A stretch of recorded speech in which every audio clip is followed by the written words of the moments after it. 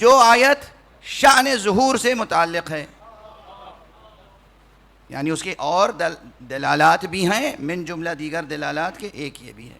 بتایا گیا کہ جب آپ ظہور فرمائیں گے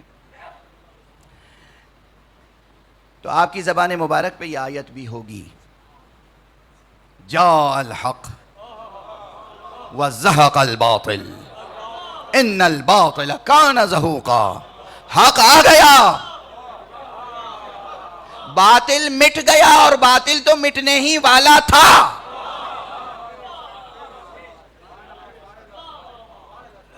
یہ اعلان فرماتے ہوئے ظہور ہوگا۔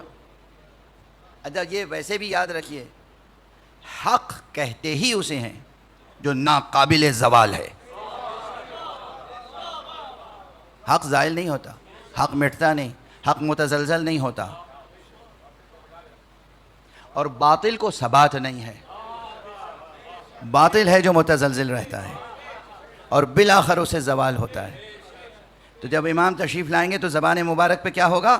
جاء الحق، حق آ گیا، وزہق الباطل، باطل مٹ گیا، رخصت ہو گیا، زائل ہو گیا۔ ان الباطل کان زہوقا، باطل تو مٹنے ہی والا تھا، یعنی باطل کی حقیقت ہی یہ تھی، ممکن نہ تھا کہ باطل زائل نہ ہو، ممکن نہ تھا کہ باطل ہمیشہ ہمیشہ ثابت رہے۔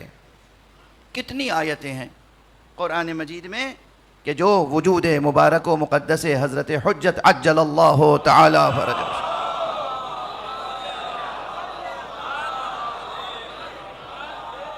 ایک اور صلوات پڑھ دیں محمد۔